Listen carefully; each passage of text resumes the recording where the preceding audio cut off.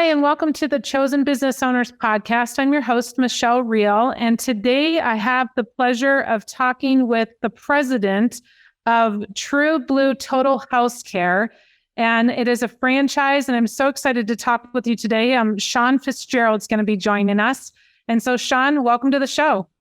Thanks for having me on. Yeah, absolutely. I'm really excited to talk with you today. One, because you are another service-based company. We are a service-based company as well.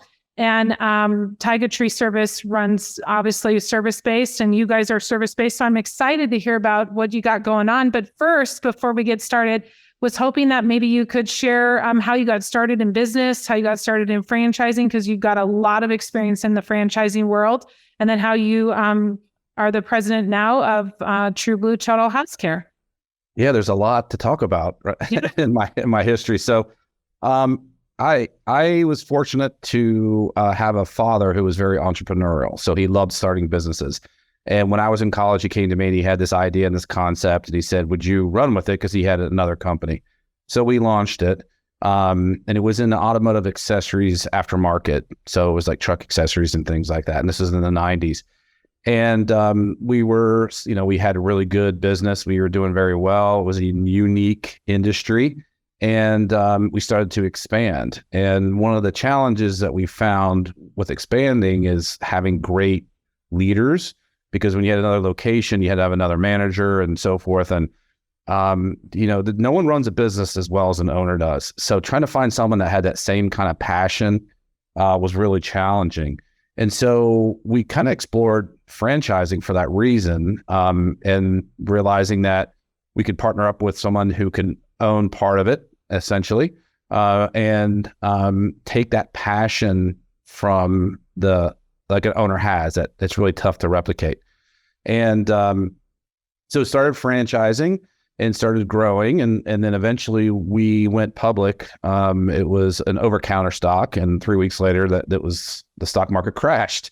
So we kind of reset everything, and eventually I left and started working with other franchise concepts, and have been doing that ever since. And so being a part of franchising and working in the industry has been exciting, because I've done a lot of different types of businesses, from services we're talking today to retail. I was in the wireless industry, even the senior care and healthcare industry. So it gave me great exposure to a lot of different industries, brands, and it's been a very fun career. And now I'm here with True Blue Total House Care, and how I ended up here, what really came back to my experience in the senior care industry. And so I was executive vice president of a large senior care brand in the United States. And we identified the fact that the home environment was a challenge for people to age in place successfully. And so the caregivers will be at the home to take care of the individual, but there really wasn't anybody there that would take care of the home environment. And we realized that we needed help with that. And so we went looking, and we couldn't find anyone to really help with that. I mean, there were senior modification companies, but nobody with the ongoing piece of it. So I just kind of filed that in the back of my brain, and thought, wow, what a huge need, and what a great business opportunity in the future. Someone would ever figure that out. Just fast forward to about 3 years ago, True Blue is owned by Strategic Franchise Systems, and they own 5 different brands. And I was in the consulting side, and they asked me to take a look at some of their brands and give them my opinion. And I saw this True Blue over in the corner, and it was the smallest brand. And I thought, wow, this is a great opportunity, because we focus on aging in place for the seniors. It's an ongoing business, so it's subscription driven. And that's what they're really struggling with, is the little to-do list chores around the house, the maintenance. And so I joined True Blue about 3 years ago, and it's been growing ever since. And one thing that's pretty neat about this business is that we have 2 target audiences. We have the seniors that are aging in place, but we also have the busy adults. Mm-hmm. And, people are struggling with having time to take care of their homes, finding a reliable person for repairs.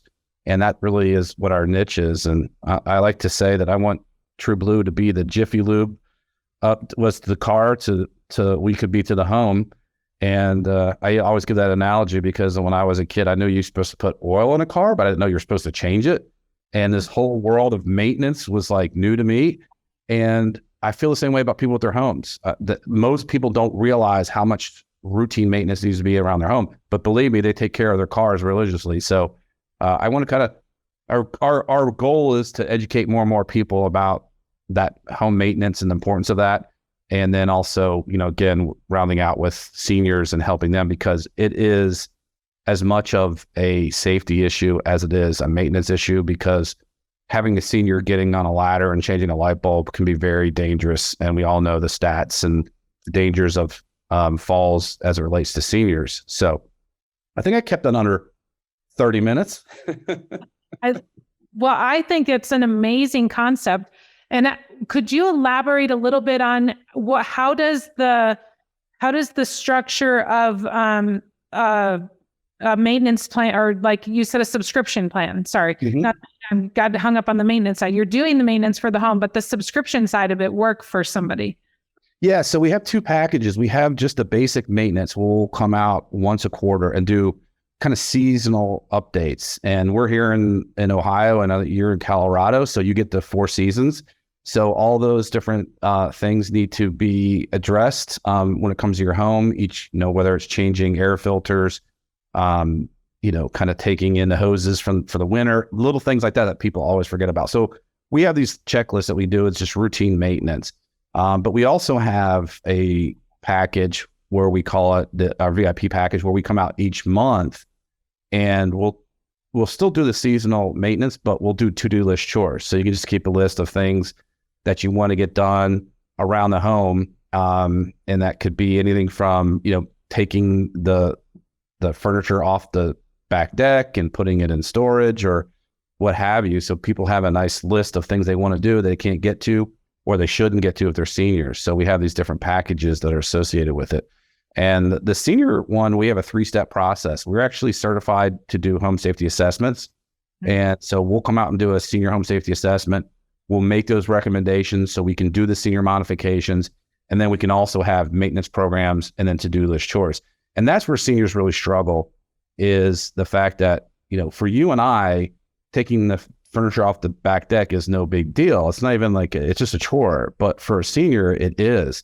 So either they have someone that can help them, which a lot of them don't, or they try to do it on their own. And that's where it leads to falls, which is a big challenge that's facing the health community and seniors. And so we feel like we're a big contributor of having to have a solution for that. Wow. I love that. And so I want to talk about more about the kind of franchisees and stuff that you're looking for, but where in the nation are you right now? How many franchises does True Blue have? We have 88 franchises, and we're spread across the United States. We're in all 4 corners. We're up in the Northeast, the Southeast, the Southwest, and the Northwest. And so we're growing, and there isn't really one specific area growing, because franchise and growth is really an opportunity from, finding the right candidate is more what we're looking for than it is where they are. And so, with our model being that it can be home-based or small office, and the fact that every area of the country, pretty much every major market, has homes and seniors and busy adults. So the demographic for us works pretty much anywhere there's homes and families. So we're growing, all over. But we're in like 24 states, so we're continuing to grow. And what kind of franchisee are you looking for? I love that question.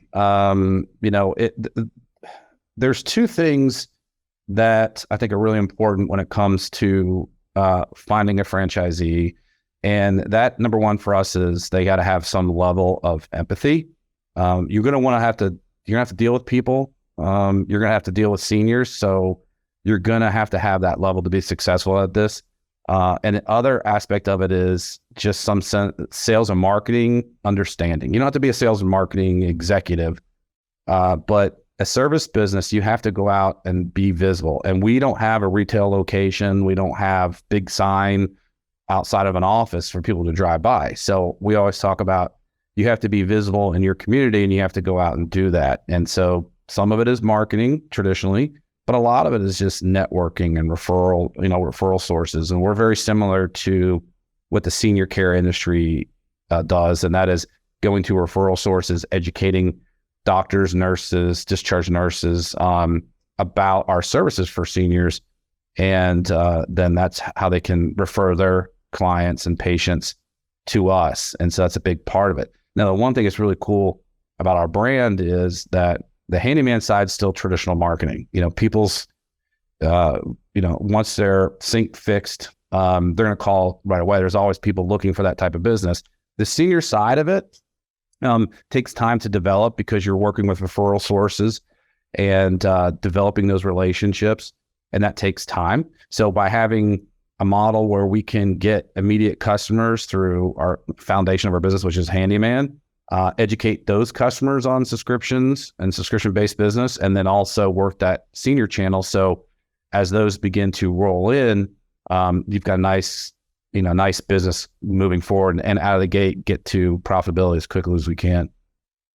And as you look at franchising as a just nationwide, right? And you look at the different types of franchises that people can invest in, whether it be a restaurant or a service-based business or something else, a gym or something like that.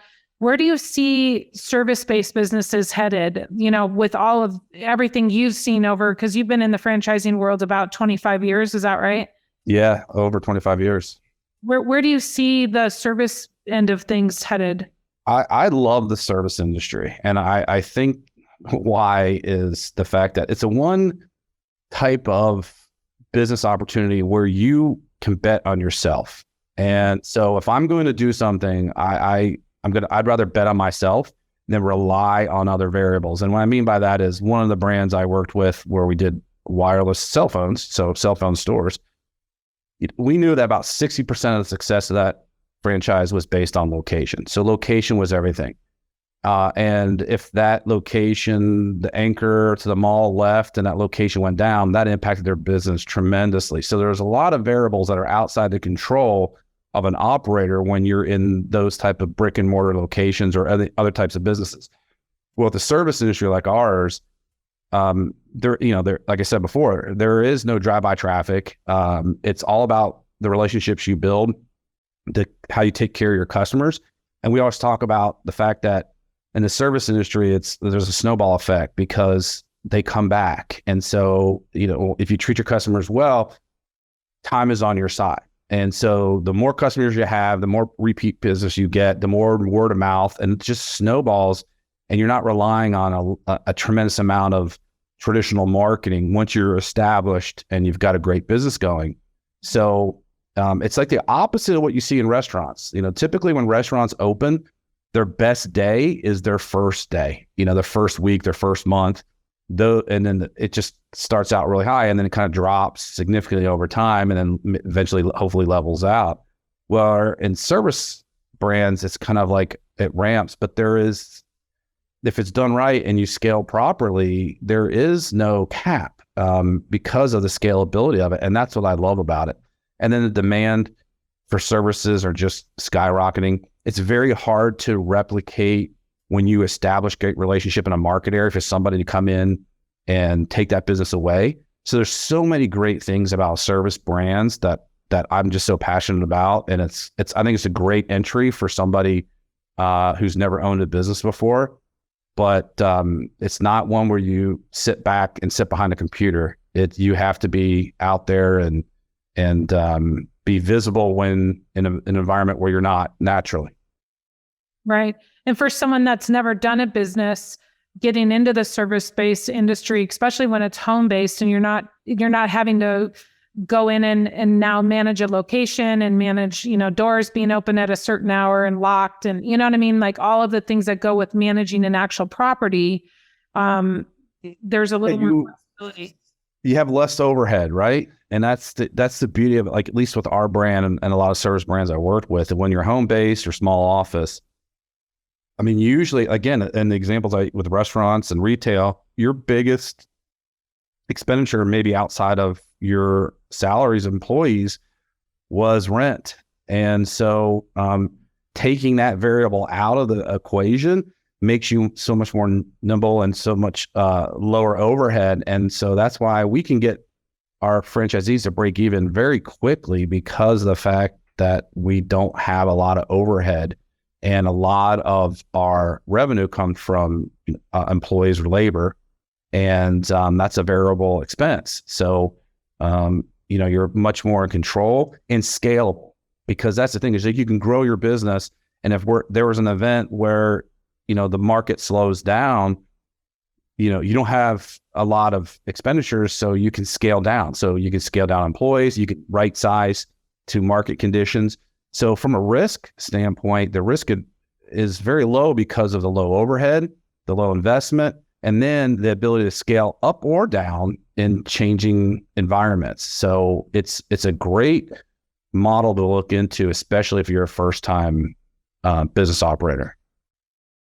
I really like that you talk about scalability up and down, because I think we think about scalability as just up. When you say scalability, the first thing that at least comes to my mind is scaling up.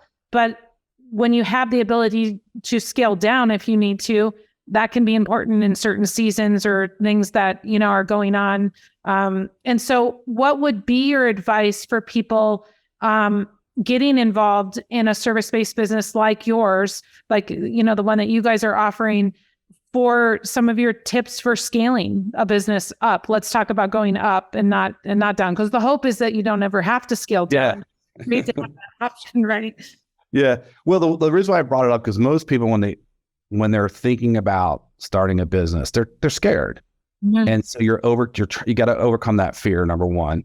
And so that's why I like service brands, especially as your first entry, because of the fact that you're not signing a 5-year lease on a property. And so when I say to scale down, so that way you can adjust, because I don't care what business you start, you're going to have good days and bad days, and good months and bad months. You're going to learn, and you're going to hit bumps in the road. And I think service brands provide much more level of variables up and down for that reason. But I think the number one thing that prevents people from scaling their business is building a good team. And that's what it is, especially our business, because it's people driven. And so we actually, in our model, we set up roles and responsibilities, and you need to have someone responsible for those roles and responsibilities. And maybe one person may have 2 roles, but someone has to own that responsibility, whether it's sales and marketing, administration, customer service, the actual work itself. So all those have different responsibilities, and we kind of coach to that. And the ultimate goal is to make sure that our franchisees, if they're doing it, then eventually, hire out of that role and bring in somebody to replace them. And that's the number one thing that prevents, I think, service brands or small business owners in general from ever scaling to great heights, is that they don't let go. They're in too much control, and they're not franchising their business like we do when we franchise to them. They need to do the same thing with their employees. And that's the one thing that I've seen, and we try to coach to, is that you can't save your way to success.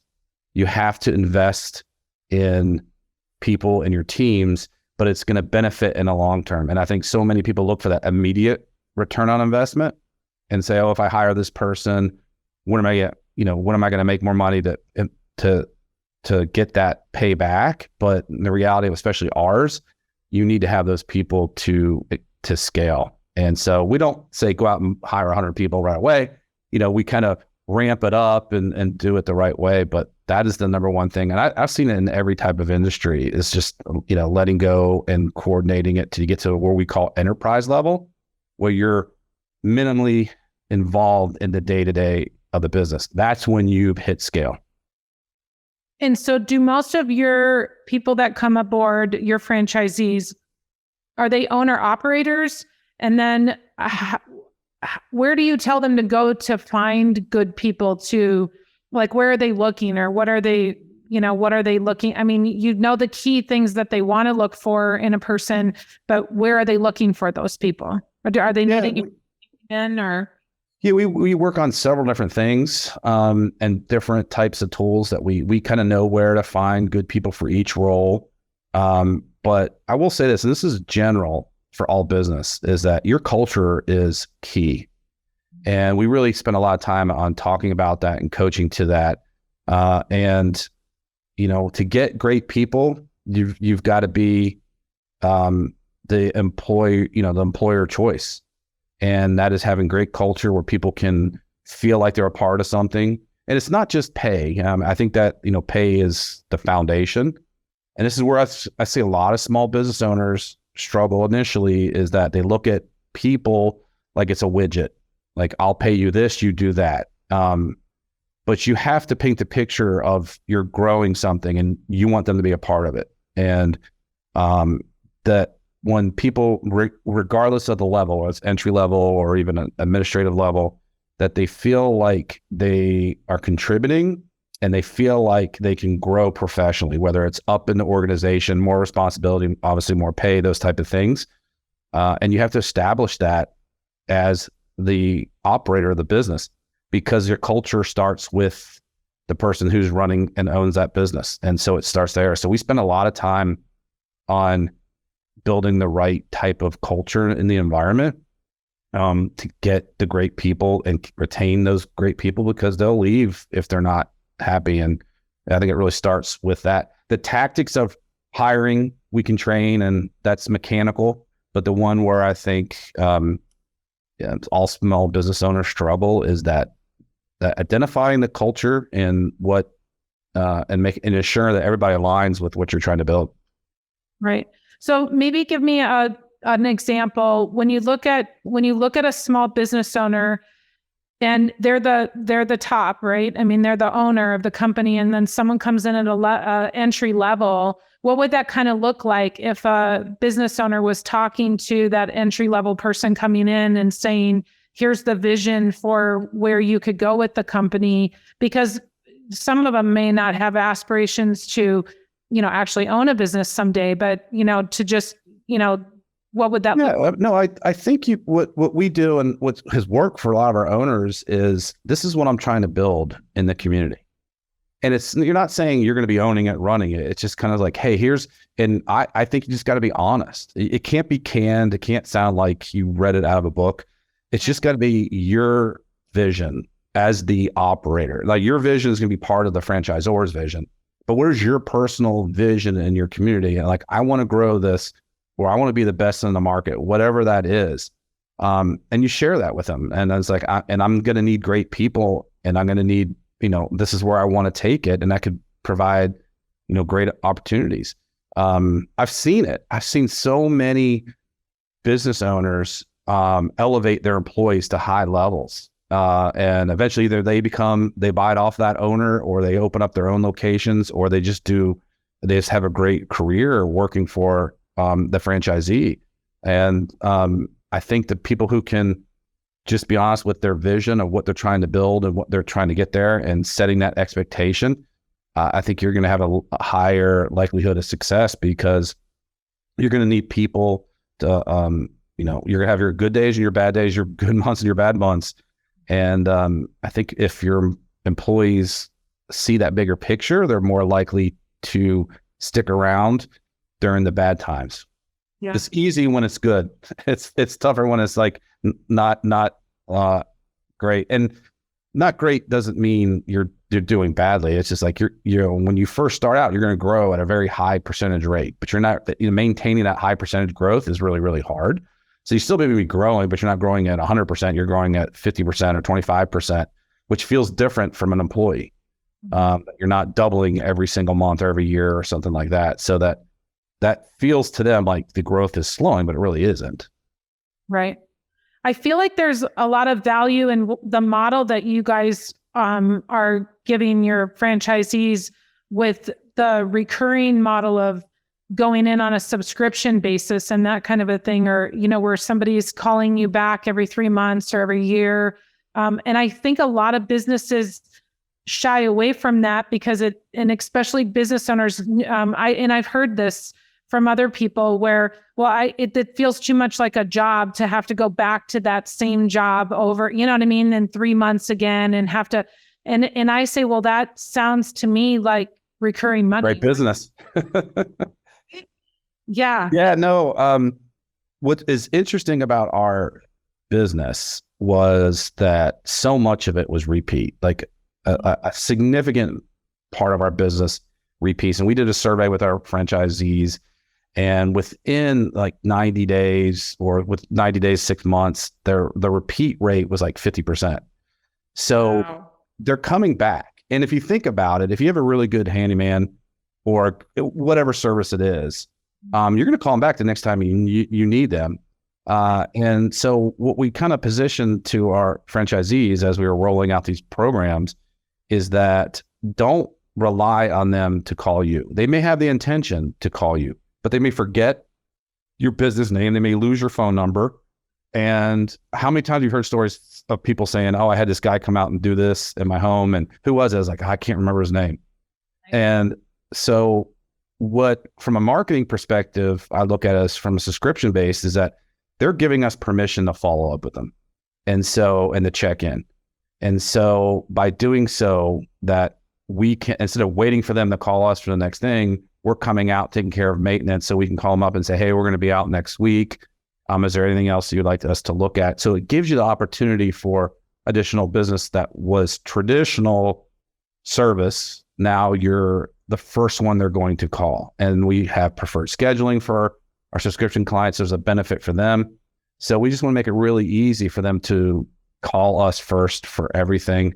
And if they forget about us, we're going to call them and reach out to them. And so it's just, I think, a great marketing tool for our franchise operators. Do you have a realm of what you can and can't do? And then the things that you don't service, do you have other people that you refer those to?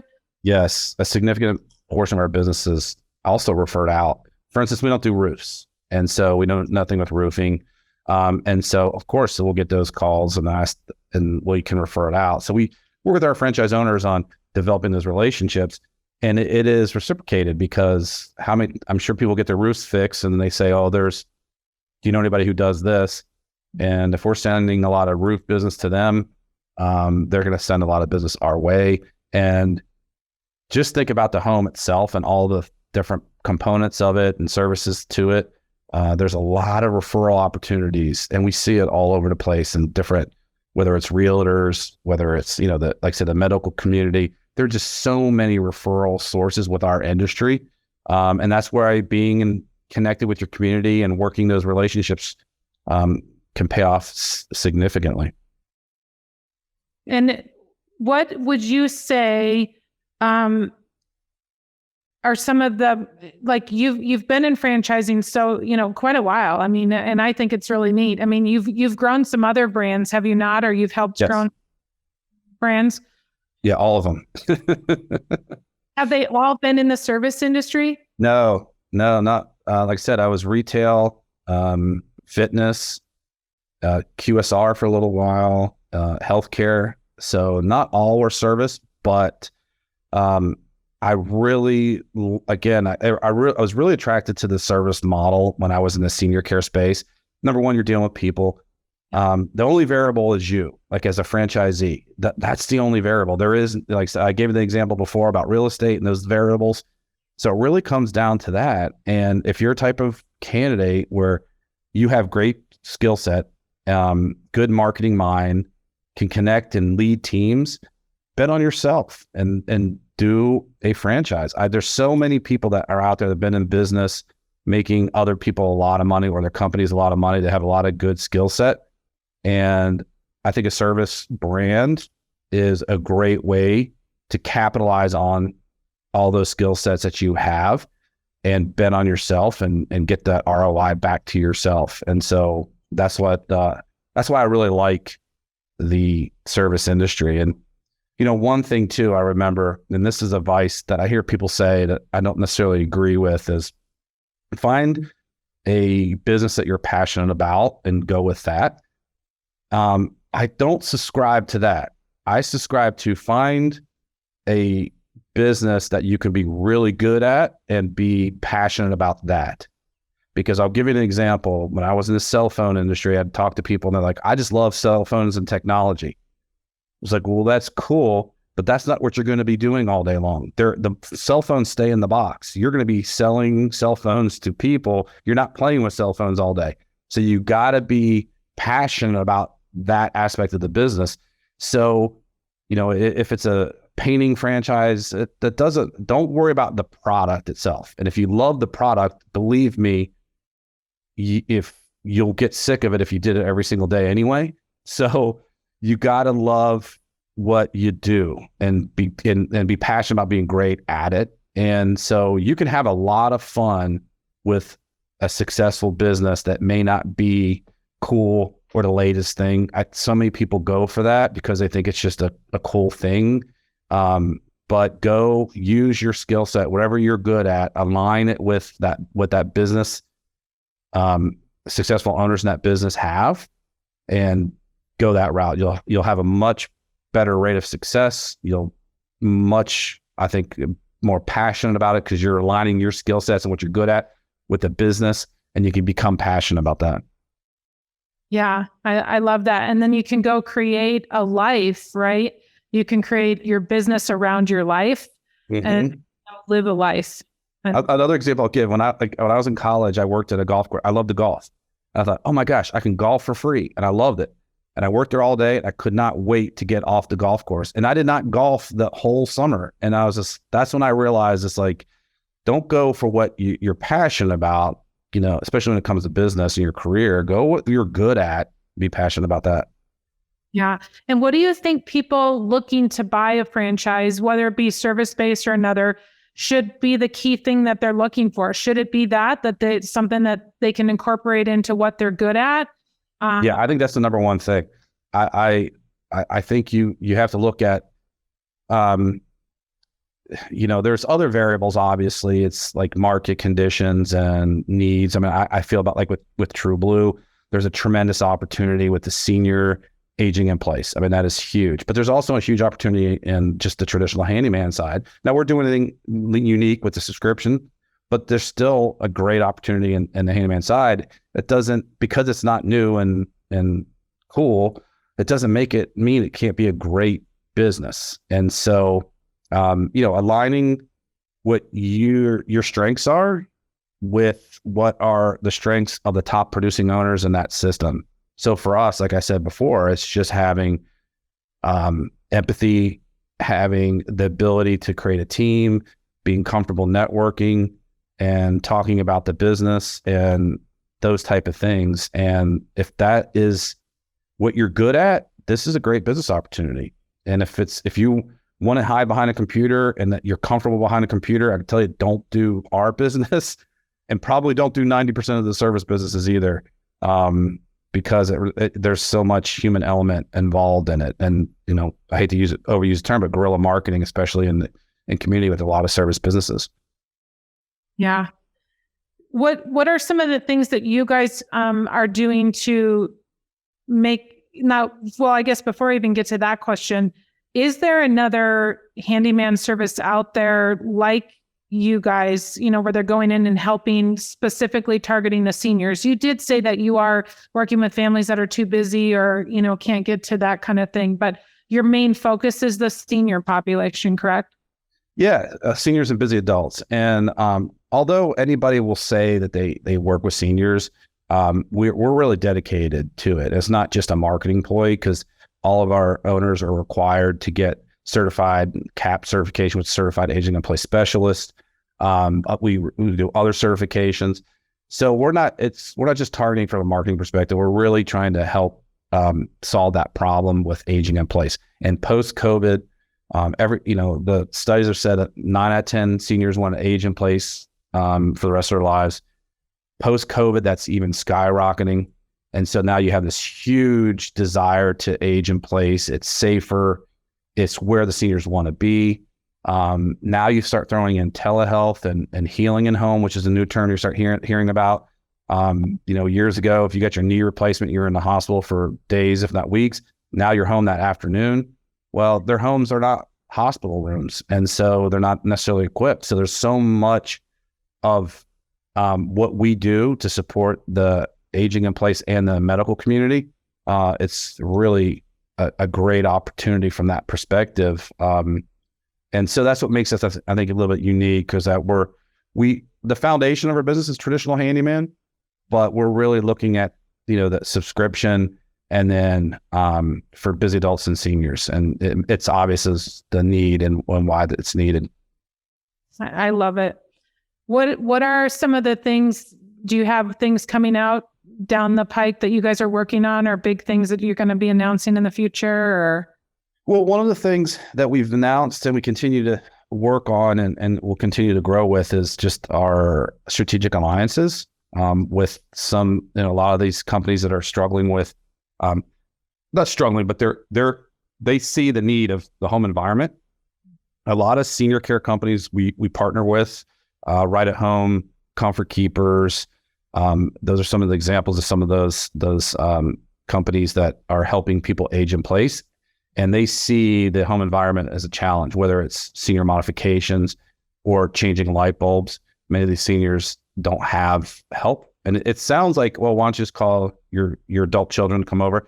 I live in Cincinnati. My dad lives in Pennsylvania. I can't go out and change the light bulbs from him. So either he has to go out and find someone he can trust to come in their home to do it, or he's going to do it on his own, which is probably not the safest thing to have someone who's 80 plus on a ladder working on things around the house.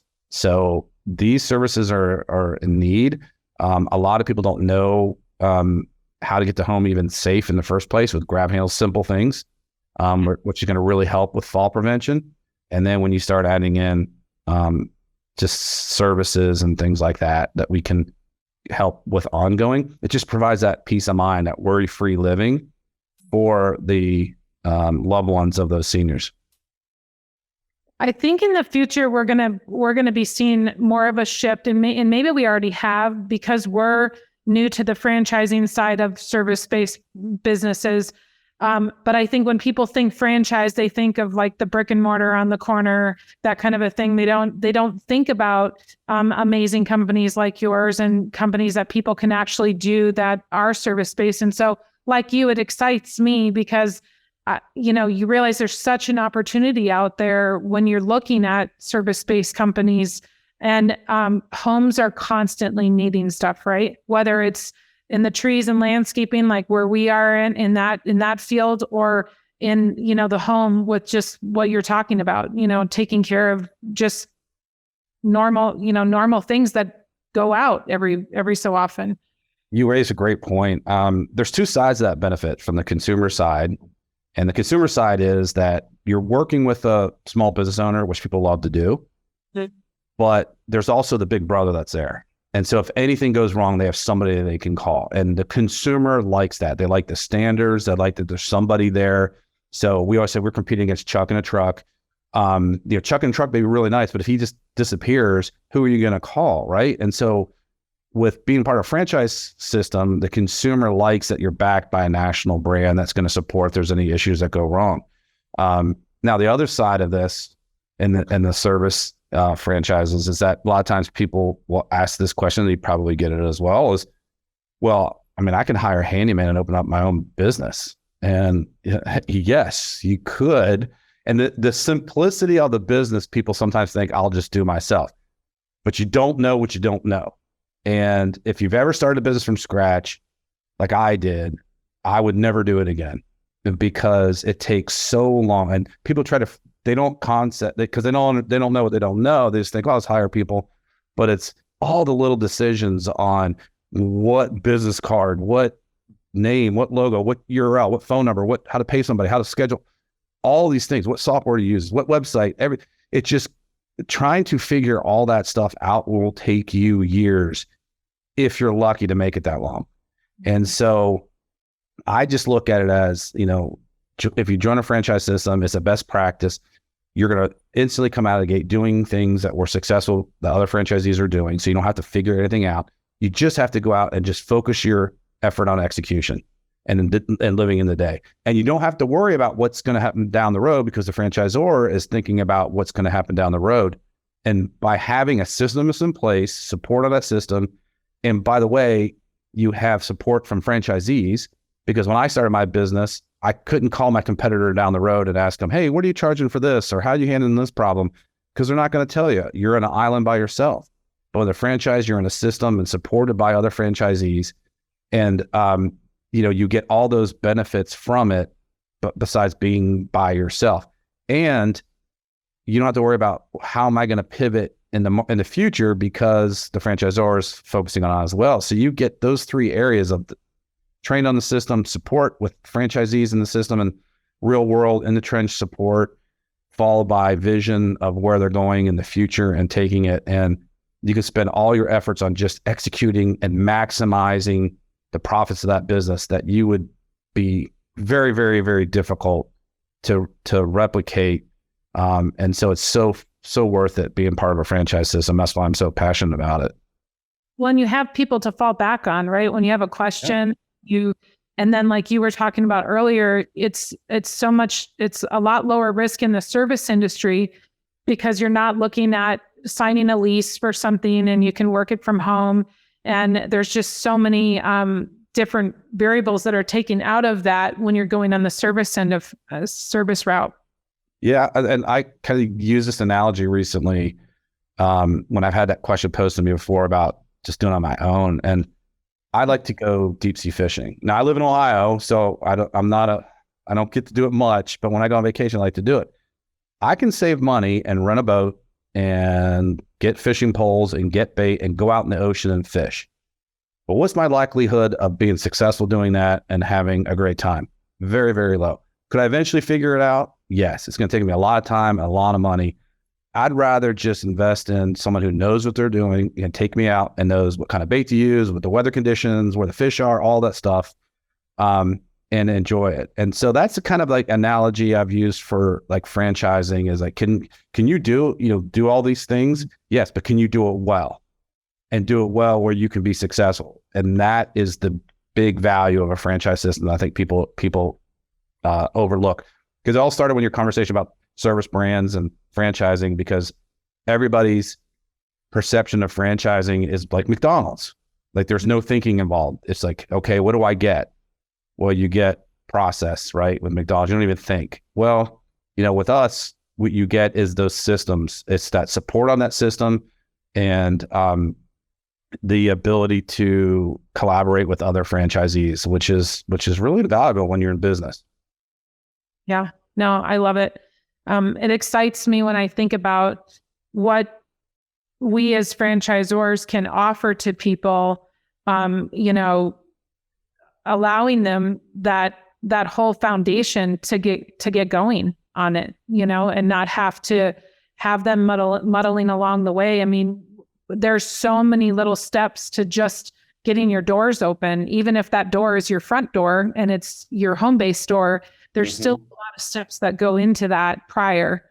It just the last thing that I, on this topic about owning your own business is like the one thing is like, until you've done it, there's the pride about being a business owner. It really is something that you've built. And if anybody's done artwork, because I'm not an artist, but like I've always was envious of people who paint something that was beautiful and like so proud of it. And it's like, well, this was like kind of my business was like my art, right? It was like you're building something that you can be proud of and it has value. I think so many people look at getting into franchise for income replacement. And yes, that's the ultimate goal, if not more. But then you're building an asset. So you can get paid year over year over year. And then after 10 years or 5 years or whatever it is, you're like, I want to do something else. You have an asset that you can sell. And I've seen franchisee make more money on the sale of their business than the income they made when they owned it. So there's a dual benefit to being a business owner, which I think people always forget about, is that asset you're building that you can sell at the end of the day. And if you do it right and you build a great business, it's not necessarily hard to sell and you can get a really nice multiple for that too. Yeah.